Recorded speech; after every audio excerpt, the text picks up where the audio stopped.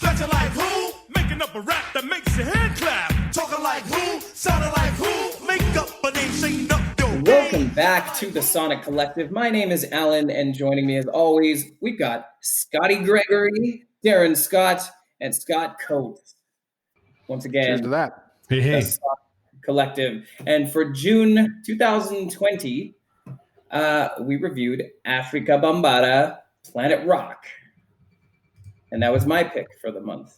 I picked that mostly because a friend suggested I listen to it. He said it was kind of like a good starting point for hip hop, because if you have been following the Sonic Collective, we are on a bit of an old school hip hop kick for this round. So, old school hip hop doesn't get much older than Afrika Bambaataa.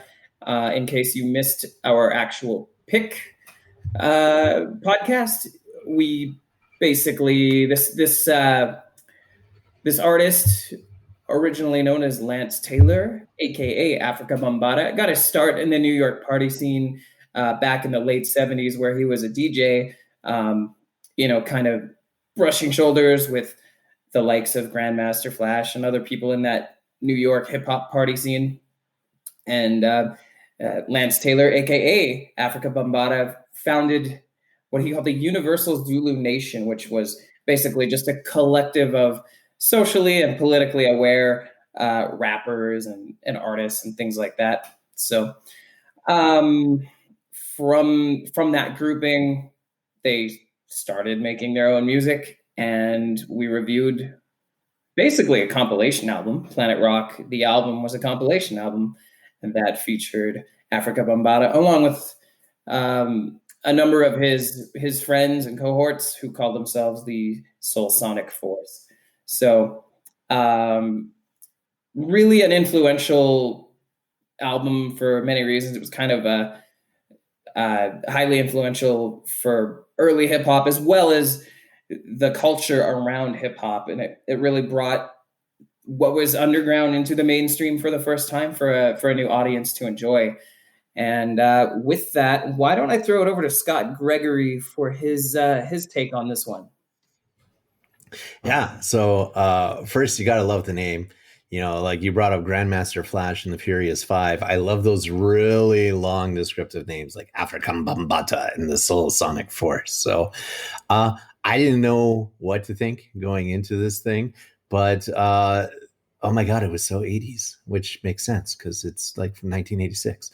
But like the keyboards, the drum machines, the scratching, if you were trying to crystallize that early 80s rap sound, particularly out of New York, right? When you think of like Run DMC and Grandmaster Flash and these guys, you couldn't develop a test better than just patterning off of this album. Very funky. I found it started out kind of light and whimsical, and then started getting progressively harder, a little bit of an edge to them and stuff like that.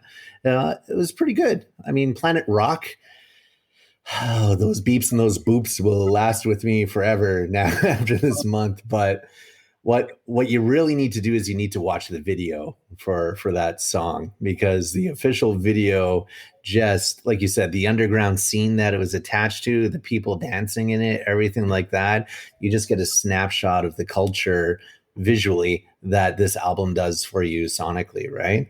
I think the biggest surprise on this album for me was that I finally got to listen to the original Renegades of Funk. And I was like, what is going on here? Like I had only ever heard the Rage version, right? And it took me like a week to just get the Zach version out of my head so that I could actually grade this song on its own.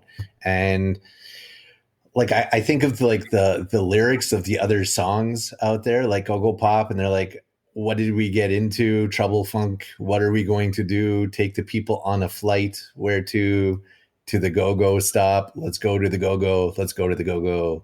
Let's go to the go-go. And the same guy who wrote that wrote Renegades of Funk. And I'm just like, it blew my mind, right? So I think my favorite song on this was really Who You Funkin' With. I think Run DMC predates them by a year or two. and I really got a run vibe off of the lyrics and the bass line, everything like that. And it was really funky, and the little wows in there are pretty much my favorite sample sound effect that they used on the entire album. Yeah, I think you're right. I think this is something you need to listen to. It definitely plants a flag in a moment in time, a snapshot of what rap and hip hop was in that part of the world. And between them, Run DMC, I keep coming back to those two, and Grandmaster Flash, right? There's just that real solid sound that came out of it that you can still feel the ripples coming forward to today. So I quite enjoyed it. I don't know if I would listen to it every day. I might one or two of them like might that make inflection. Every day? Is that a question? Yeah. Yes. But yeah, I think I would come back to it every once in a while. I'd throw it onto a party mix, and get people moving around. It'd be fun. It was fun to listen to. I'm really glad you picked it. Cool. Yeah, it's definitely got a certain aesthetic to it. It was mentioned that this was released in 1986, but actually being a compilation album, they recorded it. I think the earliest track was actually recorded sometime in 1981. So okay. You really get like that early 80s sound. The two singles off of this album were also independently released in 1983. So, I don't know how much music evolved between 1981 and 1986, but you've got half a decade in there of spread, which is cool. Yeah, and I think that New York sound really, this is it, right? For that good 5 years. Yeah. Scott Coates, what about you? Yeah, this one's super interesting. Great pick. I love the historical picks, but as an album, it didn't age well to me. So I like early hip hop, and I think it's because of the age. I think I was in grade 4 when Raising Hell came out in 1986 by Run DMC and License to Ill in 1986. So I think those were the first two albums where white suburban kids actually got exposed to rap. So I got kind of interested in the dates, and it sure didn't, there's not many years before rap went mainstream. So I was thinking of Rapper's Delight, that's 79. And then Rapture by Blondie. Strangely, I was listening to Blondie, and Rapture is the first number one song with rap in it, right? She rapped in it. And then you get Planet Rock in 82, which to me, actually, how it's constructed sounds way earlier than Rapper's Delight. And then I really like White Lines by Grandmaster Flash, which is actually just 1 year after Planet Rock. And then you get, 4 years after Planet Rock, you get Raising Hell and License to Ill. So I find it interesting, in just 4 years, you go from, what sounds really rudimentary kind of sound with Planet Rock, not knocking it, but I just watched a documentary the other month on the 808 drum machine. I'm guessing they were using it on this, but as much as I absolutely respect. Yeah, they did. Yeah, I absolutely respect these guys, Afrika Bambaataa, and these songs for literally starting rap. It didn't age well to me at all. It sounds super dated and just doesn't stand the test of time at all. It reminded me of maybe watching an old Kung Fu movie or a Chuck Norris movie that seems awesome, but then you go back and watch it and you're like, ooh, that did not age well at all. So, full props, but I just felt it got irritating real quick. I found all the songs I felt like I could have just been listening to the same song. They were all about 2 minutes long too. And I kind of wonder if these were done pre 12-inch single, because it then became very common to have the regular single version, and then someone would re-release a 12-inch extended version. But these all seemed to me about 2 minutes longer than they needed to be. And I found the beats they were so juvenile and early that I can't actually imagine putting on a playlist now any of the songs, because after about 3 minutes, I'm like, yeah, okay, that's enough. And then I just started laughing out loud listening to some of the lyrics. I think on Who You Funkin' With, it totally struck me as a song that could be in the Karate Kid or Beverly Hills Cop, as they're trying to solve the mystery or something.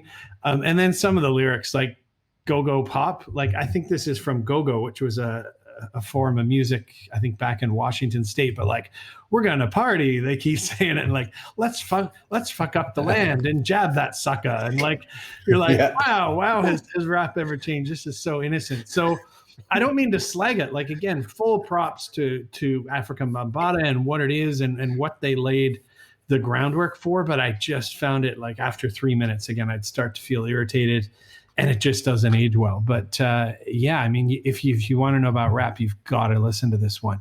So let's throw it over to Darren. Yeah. I remember this stuff. I always bring up my old agedness, but I have always been into rap, and I do remember Planet Rock. Remember when this came out. I think the thing I liked about it at that time, especially, was this is one of the first times that rap was getting away from the break beat and just going back and forth between the turntables to use the break to basically have the rhythm and people rap over it. Now these guys are using the Roland 808, as Scott said. And that was one of the first machines that would actually, for those that don't know, that you could program. Before, it was just like the Radio Shack Bon Tempi little beat thing. It was like, and you couldn't adjust it. And so now the people could finally program their own beats and kind of design their own thing. And Afrika Bambaataa was heavily influenced from I almost said Devo, not Devo, Kraftwerk's, Trans Europe Express. They basically recreated some of that in the Planet Rock song. So I like that. So it was really, they were getting away from just like the two turntables and stealing the beats to making their own. And this was really the beginning of kind of EDM, right? Where they were really starting to do that. And a lot of people call him the godfather of kind of hip hop, EDM, and a lot of that, because he was one of the first to start programming these beats and not just relying on old albums and samples. So that's cool. And second, I mean, at the time, really think like this, the early 80s, New York, coming out of the 70s, and New York was a disaster. We mentioned briefly, but the Black Spades was this local gang. And it's funny when you think of gangs and, everybody's like, oh, they were dealing drugs and hooligans. No, these gangs were actually formed because the police wouldn't go into these black communities, as we see now, Black Lives Matter, but they didn't give a shit about them in New York. They just leave them in these slums. So they formed their own gangs to protect themselves.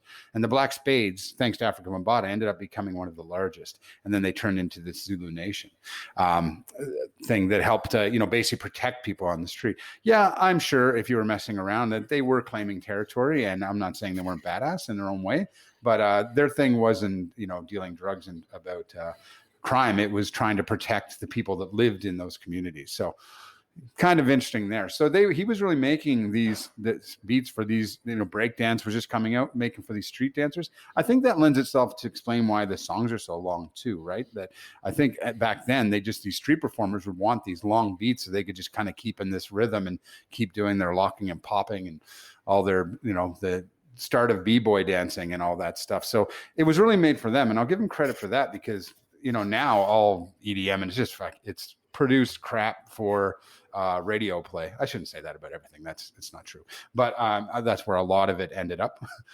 Whereas now he was just playing it for the local community and for this new style breakdance. They never thought it would take off and turn into what it did. So I find that interesting. I agree. It doesn't. I don't think it stands the test of time very well, and that's too bad.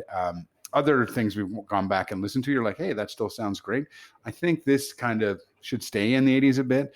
I agree, maybe a song or two on a playlist, but I also had trouble getting through the whole album, and I love hip hop, and I remember this album of compilation singles. So, but I did like it. I mean, nobody's mentioned it yet, but realize too, this guy, and we hate to get into it, try not to make it about anything else about the music, but he was basically accused and pretty much known to be a pedophile and abused boys his whole career. So that part sucks. About Afrika Bambaataa. Allegedly. He never got charged because statute of limitations ran out. That's right. Yeah, I don't think any charges were officially filed. So allegedly. So we don't get sued. Yeah. Screw you, Afrika Bambaataa, for that part, by the way. But anyway, I really like Planet Rock. I really like Renegades of Funk, and I think almost more because I love the Rage Against the Machine version of it. So it kind of, they fed it.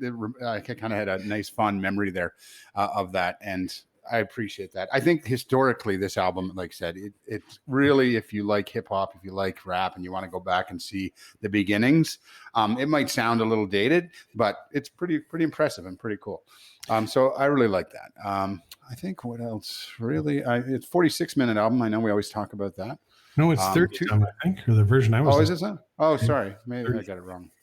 Yeah, I didn't realize Renegades of Funk was theirs. Like, I actually was like, oh, Rage had a song called that. But I didn't put it together. I knew it was a cover, but I didn't know where. I never went to look it up, right? And I didn't think it would be so different. So. Yeah. I mean, it's, heavily kind of cited as one of the most influential albums of all time. So for the genre, so that's pretty cool. I mean, but in general, I did like it. I found like it was a good listen at times. Just like Scott said, just the beats. They didn't go too crazy with the Roland 808. They kind of like, hey, we got this one good groove. Let's just slightly alter it. And kind of lastly, before we pass it on here, is I found I appreciate the beats and kind of what happened. I think the vocals and the rap style stuff, I don't think was as influential. I think a lot of times they're just like, hey, what do you say here? I don't know, just like zig, zag, zag, yeah, zig, zag, yeah. Like there was a lot of that in the album. You're like, okay, like you just didn't want to write lyrics there. Like, and I get you use that as a vocal element at times, but I think it was a little overplayed in this. I think they just got a little bit lazy. Yeah, I don't know. Yeah. Alan, any other thoughts? Yeah, I agree with you guys in your observation that it didn't really age well. I'm kind of viewing it through a retro futurism lens a little bit, because I think at the time they were really trying to go for a futuristic sound. They were really pushing that envelope. And Afrika Bambaataa, the person, was actually a pretty big fan of the German electronic music pioneers Kraftwerk, which if you've been following us for a while, we did a review on back in 2015. Kraftwerk, basically, they used all digital equipment to make music, and they were kind of the groundbreakers for doing that. And they actually do have a writer's credit on Planet Rock for... they didn't actually sample any of Kraftwerk songs, but they interpolated it, meaning they used their equipment to basically redo it. Yeah. So, and so I think with that perspective, it doesn't really hold up in the same way that sci-fi movies from the, the early 80s don't really hold up either. I mean, if you ever watched the original Aliens movie, which I think was released in like 78 or 79, you look at the computers, it's pretty funny what they thought the future would look like, right? Even now, we're living in 2020, and we should have hoverboards and flying cars and everything. And instead, apparently, maple syrup is racist. So, the future never turns out quite the way you think it will. But yeah, I sort of echo you guys. It doesn't really hold up musically, although I think a few tracks, if you mix them into an 80s playlist and you mix them in and out, despite their length, you could probably get away with dropping some old school beats on people. I think for what it's worth, my favorite track was Who You Funkin' With, Scott Gregory. Yeah, that was good. That was your favorite too? Yeah, totally, I liked it. Yeah. And I mostly liked it for the electric guitar parts, actually. I thought that was kind of a cool bit of sampling. Because, again, like back then, you didn't really see rock and hip-hop cross-pollinate all that much. So that was kind of like a glimpse into what Run DMC and Aerosmith would later do. Unless they did that. No, because I think that came out. I don't know when that song came out. It was later. Sometime before 1986, right? Let's find out. Yeah, I'm not sure. Yeah. While Scott's looking that up. Yeah, the Renegades of Funk. I forgot that was a cover. So when they were the first time I went through this album and I started hearing lyrics that were familiar to me, I was like, where do I know this from? I started singing along. Like, Oh yeah, this was a Rage Against the Machine hit in like 1999. It's 1986. Was when Walk This Way came out. Right. So I think Planet Rock might have actually had the rock and roll hip hop crossover before Walk This Way, potentially. So just a really cool glimpse into the history of the time. And I know I've said that before on some of the other, especially the hip hop albums that we've reviewed, because often they're like a really good slideshow into the political state, what was going on at the time. We saw that a lot with NWA, with that review and the political unrest there.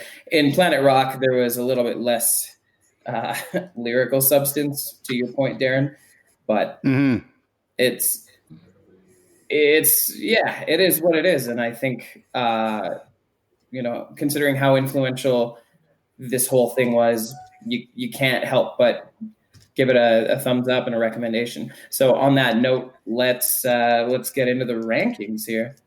Scott Gregory. Oh, it's back to me again. I think as far as influence at the time, like when it came out, I was like 8. So I wasn't really, doing anything other than listening to my mom's Elton John and Olivia Newton-John cassettes / records, plus whatever country music she came back home from work with. But now looking back, I could see it being a really strong influence on everything that I did like. So I'd probably give it a 4 in that category. The album itself, from like, am I going to sit here in 2020 and listen to it, is maybe a 2 or a 3. But I liked it. We mentioned the drum machines and that. I liked the guitar. We haven't mentioned the funky bass that made its way into a lot of the songs as well, too. And I really appreciated that there. So based on the strengths of the bass guitar and lyrics like zen zon zen zon zen zen zon zen zen zen zen zen zen zen zen zen zen zen. Exactly. I will give it I'll give it a 3. You should listen to it at a level of a 5, but you're probably only going to like it at like a 3 if you listen to it, people. But you should listen to it at least once. That's hard to write down. I don't know what your scores are, but I'm going to just put in some numbers. I'll say 3. Okay. It averages out to a 3, but listen to it at least once. Okay. I can jump in here. I'm ready.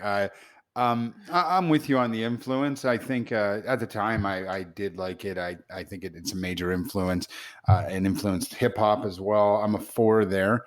On the recommend side, I actually think, besides a few songs, I think you have to be a pretty big hip hop or rap kind of fan to want to go back and listen to it. I'm only going to give that a 2.5 on the recommend to listen to it. But, it has historical significance, but it's just dated and it shows. And that puts me overall, I'm coming in at a 3.5.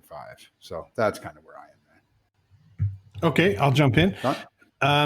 This is a tough one to score in a way. Again, I preface my seeming dislike of the album by just it being a time factor. And again, you can't discount that these guys are at the very forefront of a new form of music. So recommend, I'll give a 5. I think if anybody is interested in hip hop at all, you absolutely have to listen to this album. So I give it a 5 on recommend.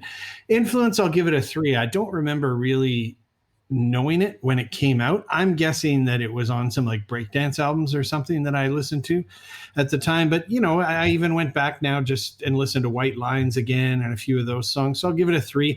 Overall, though, I can only give it a 2.5, just kind of with it dating. So in some respects, it should just get a 5 for being kind of one of the first collection of hip hop songs. Looking back at it this many years later, I'm like 2.5 because I just didn't really enjoy it. But recommend, absolute 5. I think historically you have to listen to it. And Alan.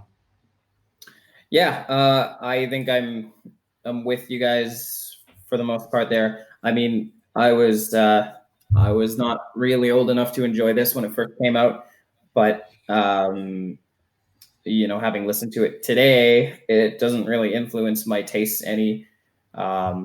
Largely in part to the fact that I've been into hip hop for a long time now. So one for me as far as influence goes. However, because of who they influenced, like a lot of the artists that we all enjoy were influenced by these guys. So I would give it a 4 for recommendation, because I think if you do enjoy hip hop and you're curious about the roots, and it's a really fascinating history, it's worth exploring. And this album kind of plays right into that, especially if you are a fan of that New York hip hop scene.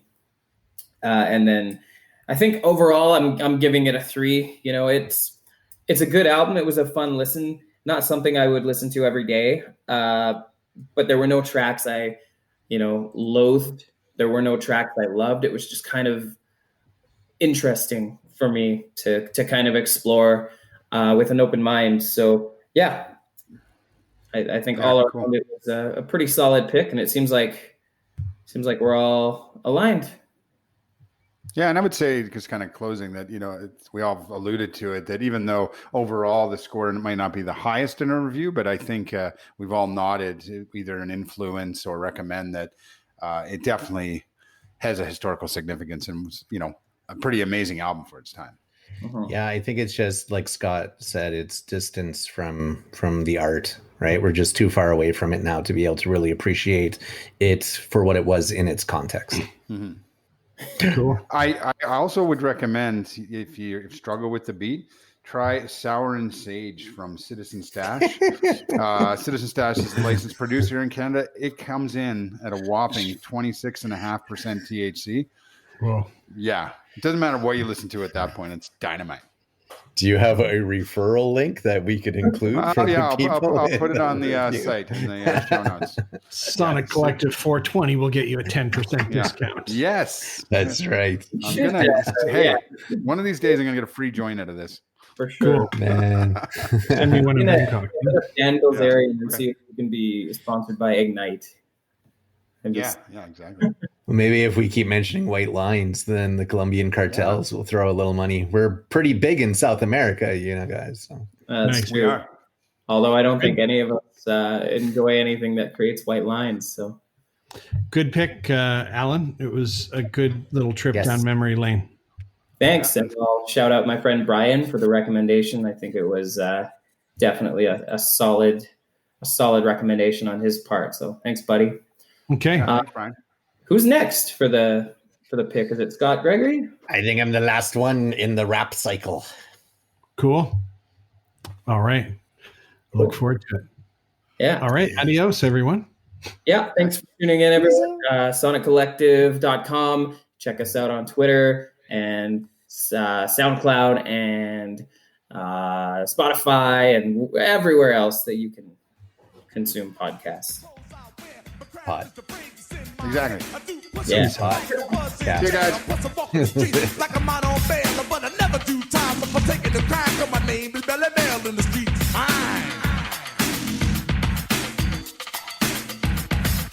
Hey, in your mind, homeboy, a picture. You're my student, I'm your teacher. I can tell through the years you've been listening well, but I total up the score and I'm sorry you fell because if you bite us down.